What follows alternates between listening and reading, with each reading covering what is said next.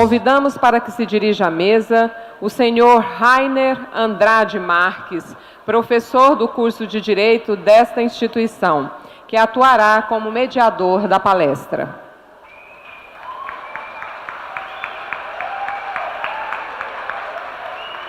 Professor Rainer, faça a leitura breve do currículo do palestrante.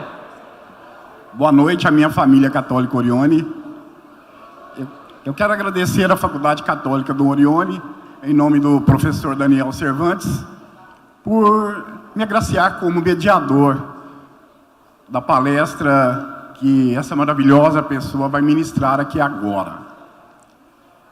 A professora mestre Eliane Rodrigues de Oliveira é mestre em artes, especialista em interpretação teatral e em direito constitucional pela Universidade Federal de Uberlândia, com pesquisa sobre a interseção entre direito e artes.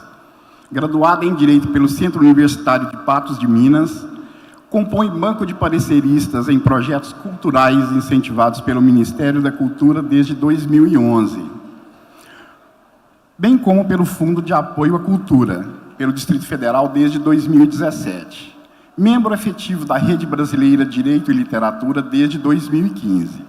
Idealizou e conduziu o projeto Teatrando no Direito, no curso de Direito da Unipam, Minas Gerais. Como gestora cultural, foi responsável pela criação intelectual e de conteúdos de projetos culturais com premiações nacional e estadual, a exemplo do espetáculo de dança Na Palma dos Olhos, com o prêmio da Funarte Klaus Viana 2009 e Banco da Amazônia 2010.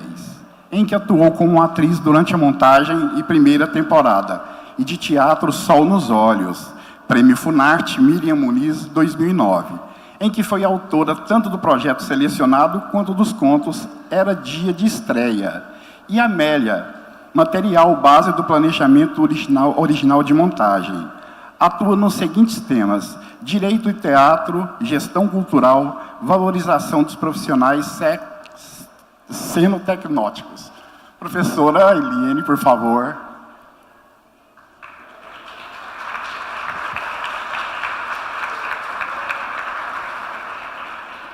A terceira palestra abordará o caso dos irmãos Naves, processamentos artísticos a partir de um erro jurídico. Para nos apresentar essa arte, convidamos a professora Eliane Rodrigues de Oliveira. Seja bem-vinda, professora. Boa noite a todos. Agradeço ao carinho do professor Rainer, quem eu tive a honra de conhecer ontem, me recepcionou em Imperatriz. Eu estava em Imperatriz desde dia 11, desenvolvendo um trabalho que pegamos carona com esse evento aqui e com o apoio do professor Daniel Cervantes e da universidade. A gente realizou no dia 15 de maio, em Imperatriz, o Seminário de Direitos Culturais para a Plenitude Cidadã. Aproveito para agradecer imensamente ao professor Daniel Cervantes pelo carinho, pela ousadia em recepcionar uma temática ainda pouco conhecida em algumas escolas jurídicas. Hoje é um dia emblemático para mim, porque 17 de maio de 2017 eu estava aqui nessa casa, assistindo uma aula de etnografia ministrada pela professora Helena Mendes. E um ano depois aqui estou. Então eu fico muito grata. Eu peço licença para estar um pouco à frente, porque eu trouxe algumas fotografias. Na verdade, nós não teremos uma palestra, e sim uma conversa sobre alguns trechos e alguns andamentos da minha trajetória de pesquisa sobre direito e arte. Primeiro eu gostaria de perguntar, e tenho vários desafios, desculpa. O primeiro desafio, né, pelas brilhantes falas dos professores que antecederam esse momento. O segundo desafio, por essa plateia numerosa e tão diversificada. Eu gostaria de saber quem aqui ainda não ouviu falar sobre o caso dos irmãos Naves. Levante a mão, por favor. Que ótimo. Então, nós temos, pela sinalização, nós temos uma plateia que está muito atenta a esse assunto, e isso é muito importante. Eu gostaria de perguntar para vocês o que nós enxergamos, o que vocês enxergam aqui. Se alguém puder falar, eu ficaria muito grata. Oi? 2 homens. O que mais?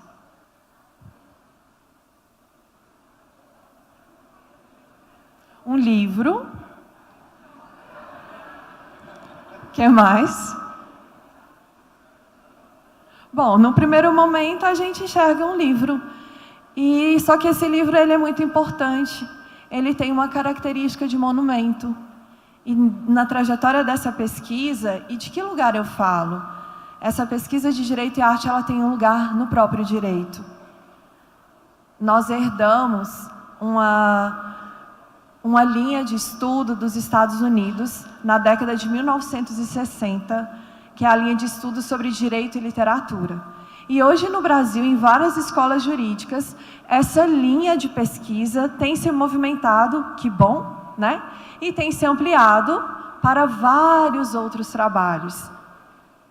Essa linha de direito e literatura, durante a fala do professor Luciano, eu fiquei imaginando, poxa, tudo isso que ele está falando, será que o romance em cadeia contribuiria para essas decisões, desses casos difíceis? Então, essa linha de direito e literatura, no Brasil, nós temos estudado, nós temos aprimorado. Nós, que eu digo, quem sou eu, né? Mas temos pesquisadores com âncora nesse trabalho, justamente para fortalecer e para o aprimoramento, para que a efetividade da justiça de fato, das decisões e da justiça de fato aconteça. Então, o que ocorre? Vamos lá. Caso dos irmãos Naves. Por que eu estou falando nesse livro? Espero que dê tempo. Eu peço a Letícia, por favor, para colocar a 3ª página do nosso slide. O caso dos irmãos Naves, ele inicia na década de 30 em Araguari, cidade mineira do interior. Aí nós temos Ana Rosa Naves, com seu filho Sebastião Naves, foram uma das principais vítimas. O que ocorreu em 1930? Sebastião Naves, sócio do seu irmão Joaquim Naves, em sociedade com o primo Benedito, de Nova Ponte, resolvem comprar uma Ford V8. Eu não conheço, né? Mas isso, eles compraram essa Ford e, naquele momento, eles vendiam e revendiam cereais em Araguari. O Benedito, a família dele tinha mais posses do que a humilde família de Ana Rosa Naves. O Benedito toma empréstimo com sua família, se não me engano, de 160 contos de réis, se eu não estiver enganada, se minha memória não falha. Ele toma emprestado esse dinheiro, compra esse caminhão e eles começam a vender e revender esses cereais. Em determinado momento, há uma queda, né? A economia sempre interfere nas nossas vidas. O que ocorre? 200 sacas de arroz que ele contraiu com esse dinheiro, quando ele foi vender, ele teria o valor de 90 contos de réis. Prejuízo contra os primos, Joaquim e Sebastião. Então, eles percorrem Araguari, Benedito sumiu. Onde é que eles vão? Para a delegacia. O delegado inicia um inquérito. Nada de vestígio do crime, nada de Benedito. O tempo vai passando, sem notícia, sem vestígio do crime. A gente está na época da ditadura civil. O governo de Minas envia para Araguari um novo tenente. Por favor, eu gostaria que passasse. Aí, essa foto a gente vê ao fundo Joaquim Naves, Ana Rosa. Tá difícil aqui, né?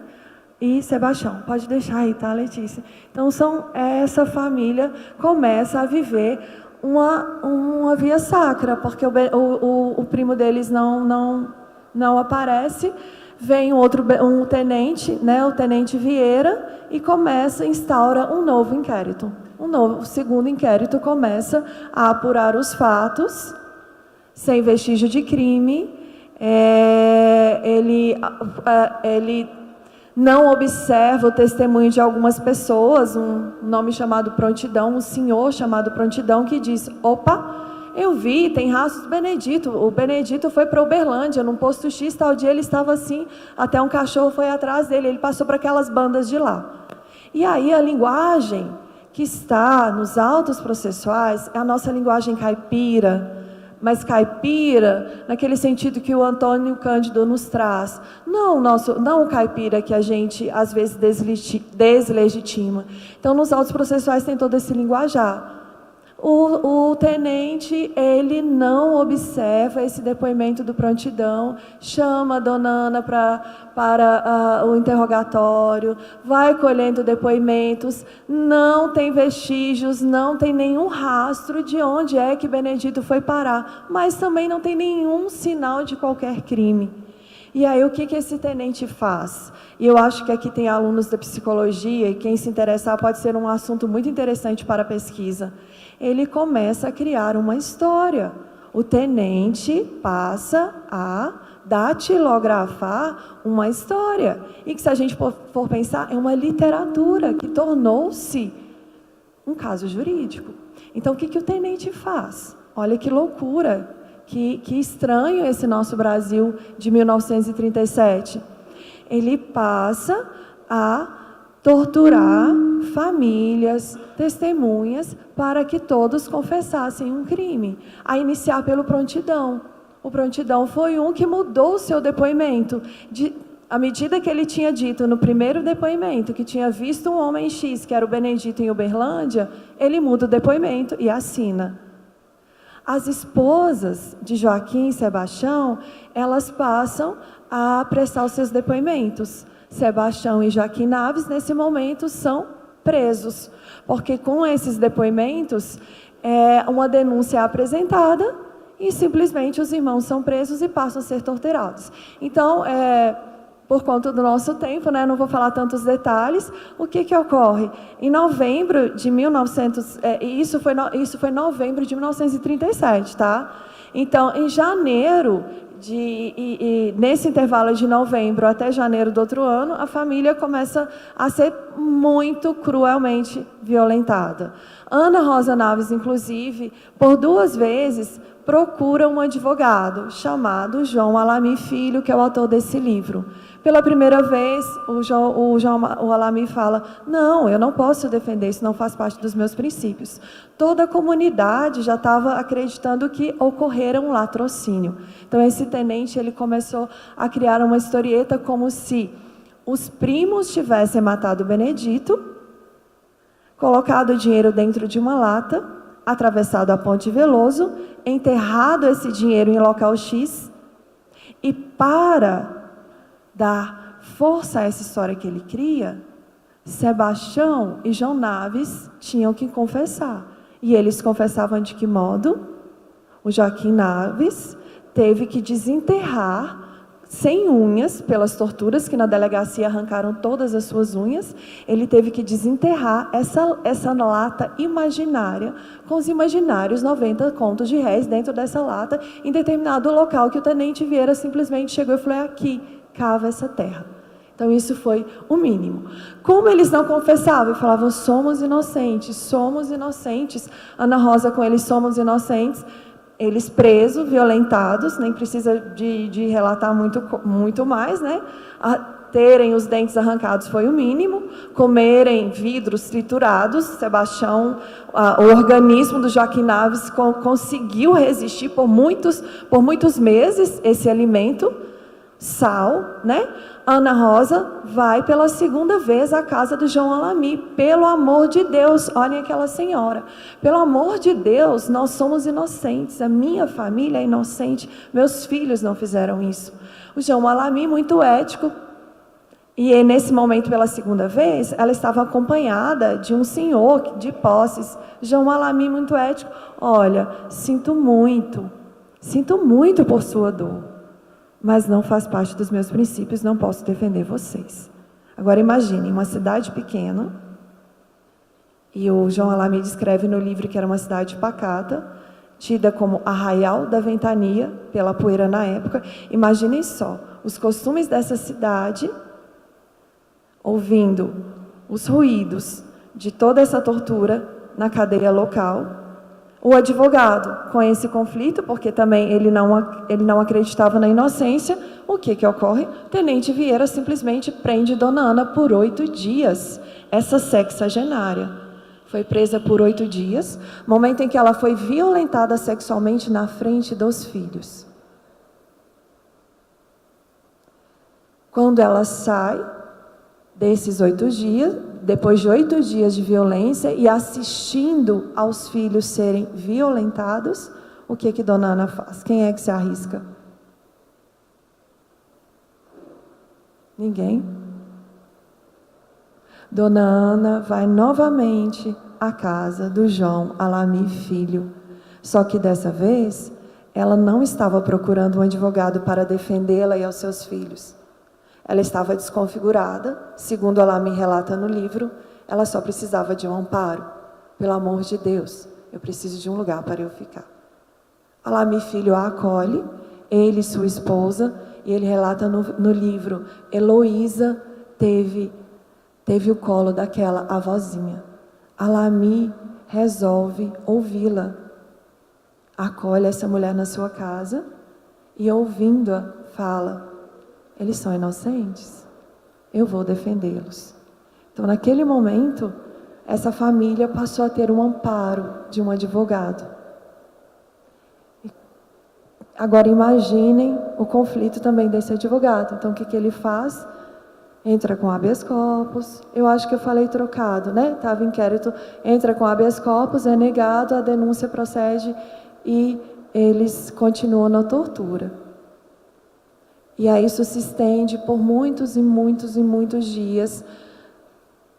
Todas as decisões, todas as peças, todo o trabalho do João Alamy, por mais fiel que tenha sido, por mais bem feito que tenha sido, por mais que ele tenha trabalhado, isso é negado pela força policial e os irmãos continuam presos. Enfim, é porque estava com as datas e a cronologia do tempo, é que esse caso aí ele vai para o tribunal do júri por 2 vezes. Então, por 2 vezes vai ao tribunal do júri, eles são absolvidos, coincide com a Constituição de 37, né, em que a mulher pode votar. E é curioso que, se a gente observar, algumas mulheres naquela cidade participaram do tribunal do júri. Eles foram absolvidos por 2 vezes, a promotoria recorre, vai para a 2ª instância, o Tribunal de Justiça condena essa família, os primos são condenados por uma pena de 26 anos e alguns meses, vão para Ribeirão das Neves, onde cumprem uma pena de 8 anos e 6 meses, e, por bom comportamento, eles têm a liberdade condicional. Voltam para Araguari. Segundo consta, eles foram muito bons, foram muito obedientes. Olha que triste, né? Foram muito obedientes dentro da cadeia. O Sebastião Naves, e eles eram uma família católica, o Sebastião Naves, conta, era uma pessoa que ensinava muitos outros presos. Então, eles voltam, o Joaquim vai para um asilo. E como é que estava esse peso, né? Ana Rosa e Sebastião continuam. Nós vamos provar a nossa inocência. Nós somos inocentes. Joaquim Naves falece no asilo. O seu organismo não resistiu, óbvio, né? Às perfurações daqueles cacos de vidro, além de outras torturas. Em 1940, e aí a gente já estava em 1948, em determinado momento, quem aparece em Nova Ponte? O Benedito. O João Alamy, pensa esse advogado que fez, né? Pensa esse advogado que ele fez. Lutou, batalhou, defendeu a família de acordo com a sua convicção. Aí ele já estava morando em Belo Horizonte. Então, quando o Benedito reaparece, alguém fala: Sebastião Naves, fulano estará ali em tal lugar, vem cá para ver se é o seu primo. Acompanhado da força policial, Sebastião Naves se dirige ao local, telefona, telegrafa, acho que foi telefone, não sei qual era o meio de comunicação naquela época, mas o rádio era forte, se não me engano foi por telefone, aciona, né, o João Alamy Filho em BH, João Alamy Filho rapidão corre para Araguari e aí eles encontram. O Benedito estava vivo, o primo que tinha sido morto pelo tenente, né? Pela história do tenente. E aí o que Sebastião Naves faz? Alguém se arrisca a dizer? Oi? Vem aqui, por favor. Que bom. Fico muito feliz de essa plateia numerosa saber bem com detalhes essa história. Meu nome é Perla, faço curso de Direito, tá? Prazer estar aqui. Ele ficou muito feliz por reencontrar o primo e, ao contrário do que se imagina, ele perdoou-lhe imediatamente o primo e falou: graças a Deus eu vou provar a minha inocência. Era o que ele mais queria, provar a inocência. Isso mesmo. Obrigada, Pé. Então, olha que bonito, é comovente, né? Ele abraça o primo e o primo tem uma fala, né? Por favor, não me mate. Primo, que bom que você apareceu. Nós vamos provar a nossa inocência. Então, o João Alamy. Eu acho que eu tô... aqui está a trajetória do tempo para alguém se interessar, as datas exatas. Obrigada, Letícia. Então, o João Alamy Filho entra com um pedido de anulação do processo e, pela primeira vez no Brasil, o Estado é condenado, é julgado, né?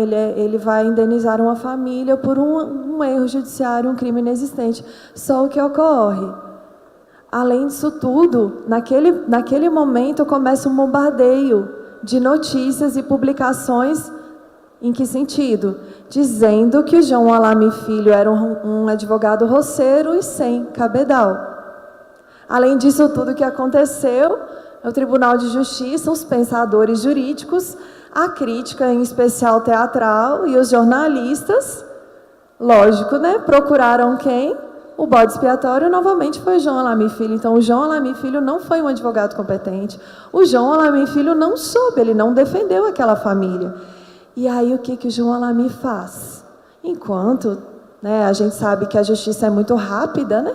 Enquanto estava tudo acelerado para a família ser indenizada, como deveria ser, o João Alamy Filho resolve escrever esse livro, publica esse livro em 1960.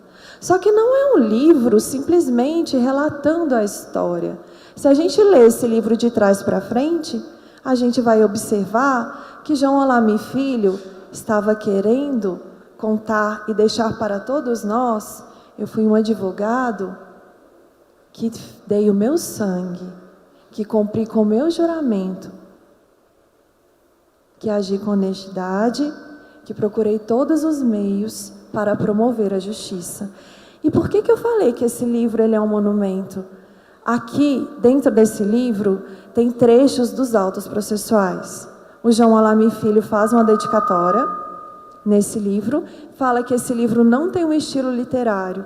E o que ele quer é deixar um legado, para que a gente saiba que ele tentou que justiça fosse feita. Então, ele traz trechos dos autos processuais, ele traz o seu relato de memória, enquanto alguém, né, enquanto advogado, e além disso, ele traz até alguns trechos dos jornais, das publicações. Então, aqui a gente tem um material muito precioso. Isso aqui tem um caráter de monumento. Se alguém tiver interesse, as publicações atuais, algumas, elas não trazem trecho dos autos processuais. E onde é que estão esses autos processuais? Esses autos processuais estão no Museu do Judiciário, em Belo Horizonte. Não estão em Araguari. Durante a pesquisa, isso faz parte da minha pesquisa de mestrado, eu visitei o arquivo público e perguntei os autos processuais. Lá tem xerox dos autos processuais. Porque, na época, eles enviaram para BH, segundo a Cida, quem estava cuidando desse acervo, em 2011, me disse que lá eles não tinham condições de conservar esse material.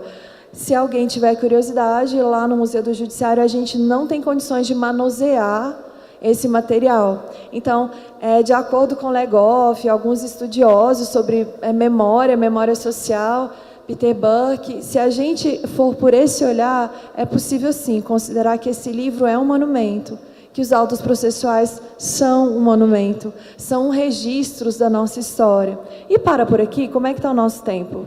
Porque a gente tem mais algumas curiosidades. É que, em 1960, ele publica o livro, e aí, em 1960, vésperas do que a gente está? A gente estava na véspera da ditadura militar. 1964, 1965, chega em 1967, a gente lança um filme. Aí, se você quiser passar as outras fotos, 1965, Luiz Sérgio Pesson, que é um grande cineasta, né, que deixou um grande legado para nós, indignado com a força da ditadura militar no Brasil, fala, opa, vamos denunciar essa ditadura militar. E o que eles fazem? Adaptaram o livro e lançaram em 1967, em Araguari, o filme O Caso dos Irmãos Naves.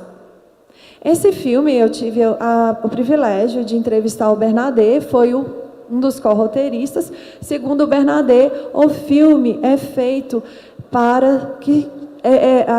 a ideia do filme não é contar também uma história dos torturados. O filme é uma metáfora da ditadura militar. Aí, essa locação foi feita em Araguari. O que ocorre? O Luiz Sérgio Pesson, ele convida grandes atores, grandes artistas, Raul Cortez, a Lília Abrão. Isso aí, volta, por favor, a outra. Essa fotografia é na cadeia, onde a família foi torturada. Então, o filme, isso é muito bonito, o filme foi gravado em Araguari, nas locações onde as torturas ocorreram. A próxima, aí, a parede, isso é na casa do João Alamy. Então, aí já está na cadeia de novo. Passa, deixa eu ver algum... essa aí é o John Herbert, né? Aquele ator que nos contribuiu muito. Para só um instantinho nessa foto. Isso aí é a casa, essa locação foi na casa do João Alamy Filho.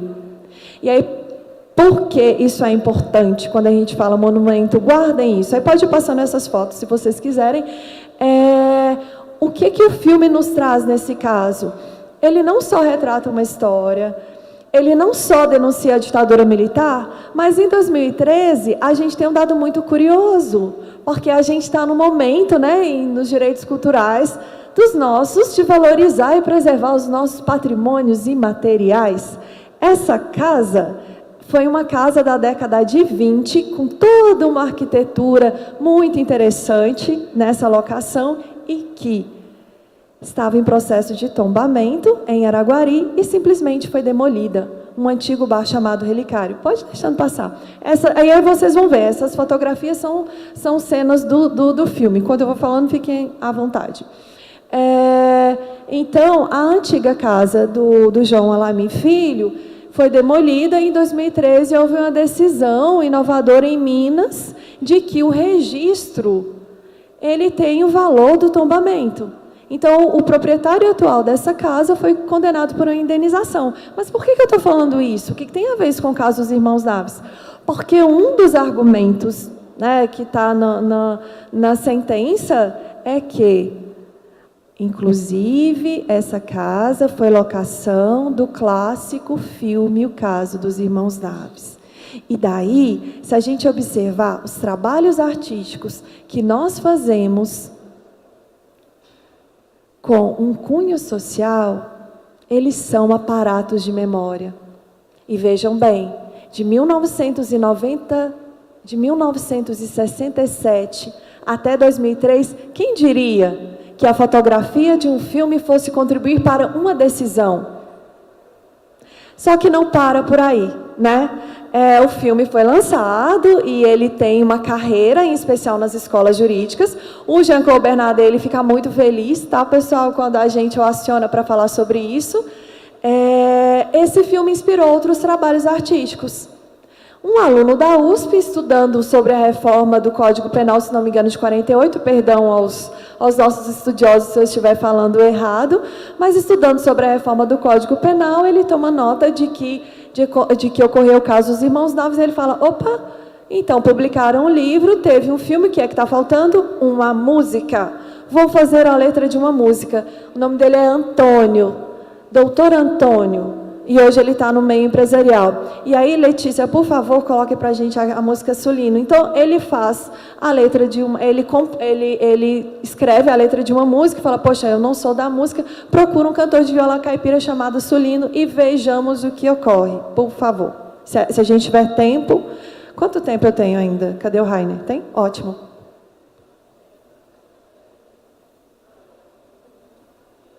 Ele volta ao Viola Minha Viola para nossa satisfação. Destaque especial para a presença de Sulino.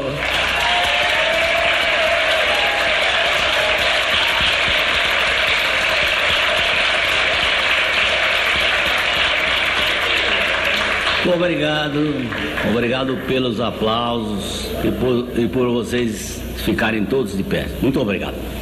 A gente agradece. Bom dia primeiro, bom dia produção, bom dia Inesita, bom dia a todos vocês, bom dia. Eu vou cantar para vocês, com a permissão da produção do programa, uma moda de viola inédita.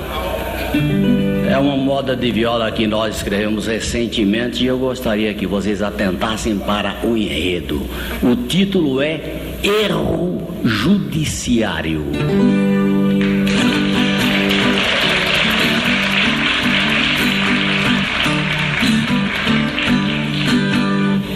Araguari tem remorso e tristeza em seu cenário.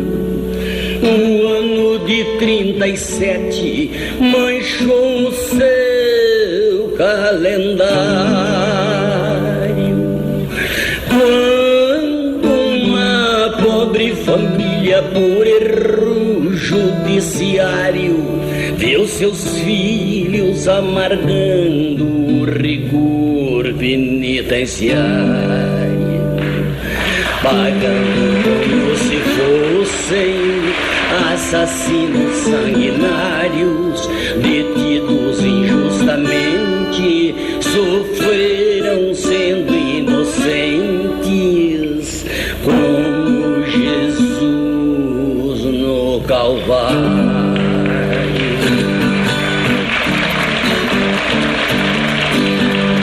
Joaquim Navis era sócio e amigo de Benedito, e por azar nos negócios traçou um pão esquisito. Sumiu sem deixar recado, nem falado e nem escrito. Sebastião e Joaquim Naves ficaram bastante aflitos. Deram parte na polícia, suspeitando de um delito, mas para averiguação prenderam os dois irmãos, causando grande conflito.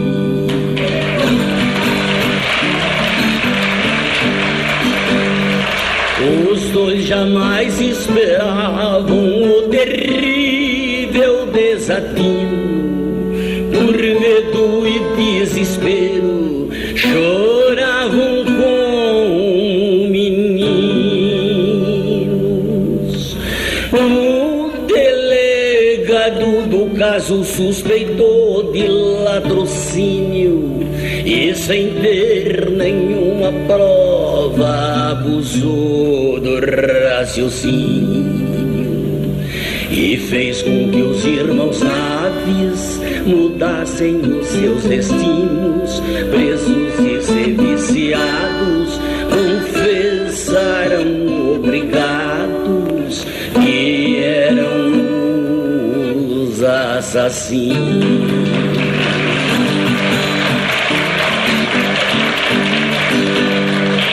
Não encontrando o corpo, não saíam da prisão.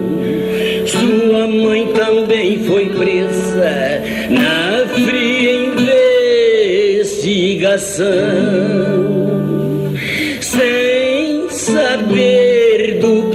andava de joelhos pelo chão. Aquilo que ela assistia feria seu coração. Via seus filhos queridos que lhes pediam benção, bem ali na frente dela, apanhar do sentinela na mais cruel judiação.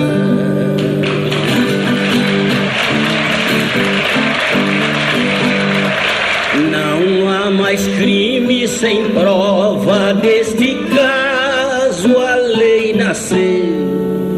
Nesse erro clamoroso, vejam o que aconteceu. 13 anos na cadeia, Joaquim Naves faleceu. E com tanto sofrimento sua mãe também morreu. 16 anos de pena, Sebastião sobreviveu. Só foi posto em liberdade quando vivo na cidade Benedito apareceu.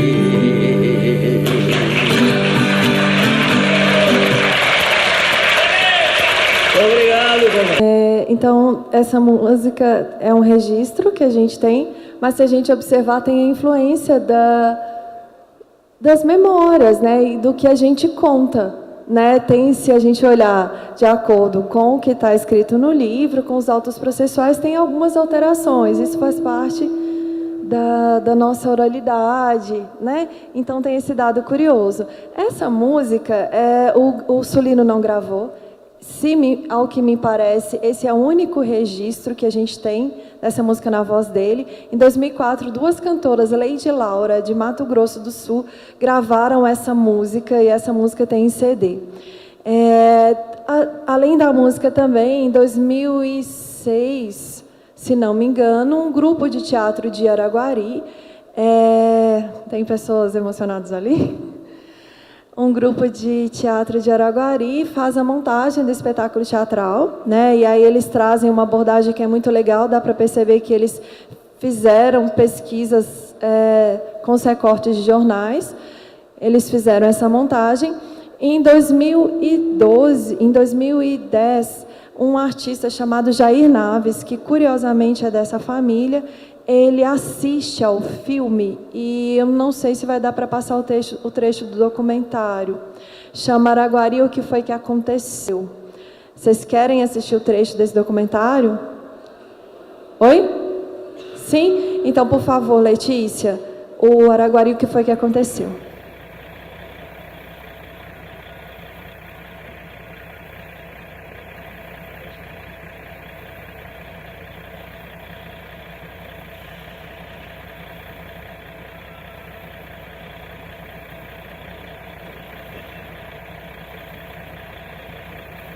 Quando eu era mais novo, Araguari tinha significado de uma ligação com uma família que eu não tinha nunca, e ao mesmo tempo era uma ligação, era a única ligação que eu tinha com meu pai.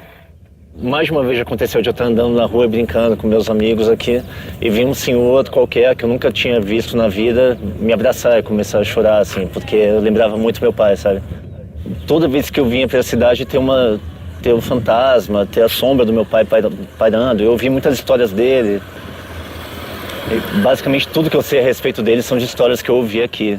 Era uma cidade que tinha essa certa contradição de uma ligação espiritual com meu pai, de uma coisa de perda muito presente, e ao mesmo tempo era o lugar onde algumas pessoas que eu mais gostava moravam, e de uma doçura que eu não encontrava em nenhum outro lugar.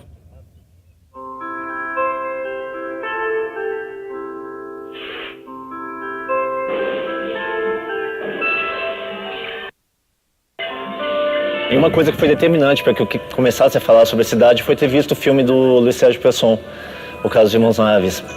Aquilo me deu um estalo muito grande, porque no filme eu reconhecia várias paisagens que eu frequentava quando eu era criança, sabe? Na verdade, o disco Araguari, a princípio, era para ser só sobre aquilo, era para ser uma coisa temática quase uma ópera rock, sei lá, alguma coisa assim. E só não foi porque eu cheguei à conclusão de que eu nunca ia conseguir contar a história tão bem quanto o Pessoa contou. Eu acho que muito mais do que sobre a cidade, é um disco sobre separações. Eu fiz esse disco quando eu... Então, ele inicia sua carreira solo, a gente trouxe a música aqui, não sei se vai dar tempo, mas quem tiver curiosidade, o que acontece?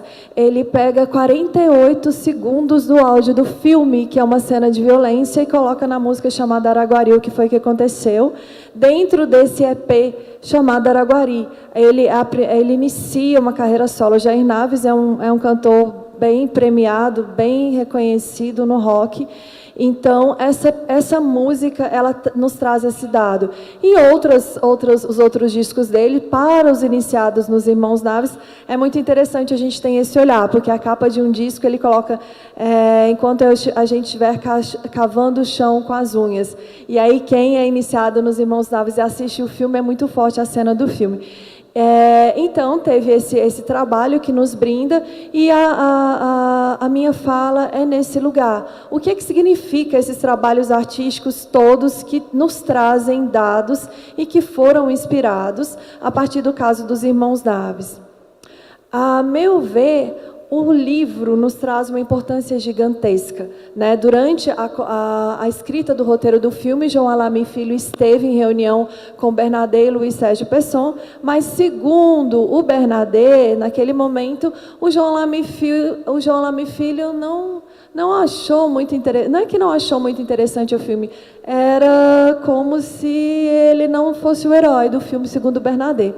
E aí eles nunca mais se encontraram. O João Alamy Filho já faleceu. Eu entrevistei o Miltinho, que é da família, e foi ator no filme. O Miltinho me disse que quando o filme foi lançado, em 1967, em Araguari, o João Alamy Filho ficou muito feliz, porque ele falou: agora eu também provo a minha inocência, em outras palavras. Por quê? Porque a comunidade, no momento do burburinho, segundo o Miltinho, dizia que o João Alamy também tinha embolsado os 90 contos de réis. Então, veja que bonito, veja que interessante. O Bernadette não sabia disso, essa foi a notícia que a gente passou para ele. Então, por que é importante? O que é para além do que a gente está falando de um caso jurídico ou não, nós estamos trabalhando também com memórias emotivas, né? E aí, a meu ver, os trabalhos artísticos, isso é quando eu estava fazendo entrevista com o Bernadette na casa dele, curiosamente, no pano de fundo, é nosso símbolo do direito, né? E o que é interessante é que, se a gente for observar, se a gente não tivesse registrado essa história, e se o João Alamy Filho não tivesse escrito esse livro, então esse livro gerou o filme, e, a meu ver, o filme foi um catalisador para esses novos trabalhos. Veja que bonito o trabalho do Jair Naves, e o Jair Naves é da linhagem da família deles. Então é isso, a minha conversa, a ideia de conversar com vocês, é para que a gente possa ter novos olhares para os trabalhos artísticos, e que a gente possa também criar novos trabalhos artísticos. E que bonito, né? Essa letra de música, ela foi forjada, ela foi criada por um aluno de direito quando estava estudando esse assunto. Muita gratidão a todos vocês pela atenção.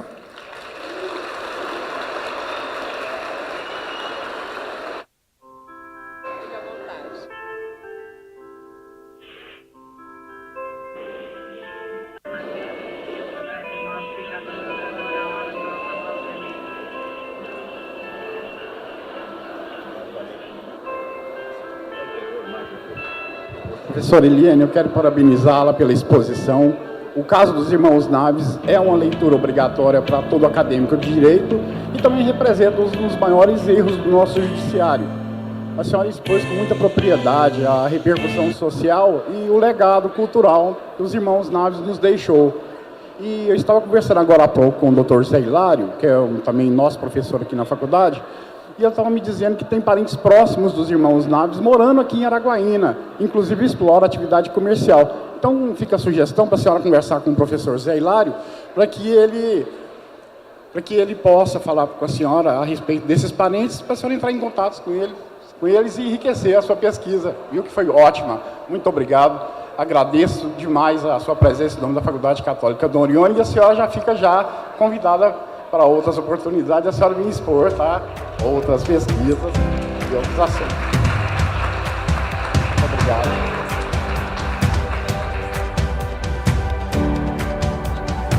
Vou passar para a senhora umas lembranças do evento, né?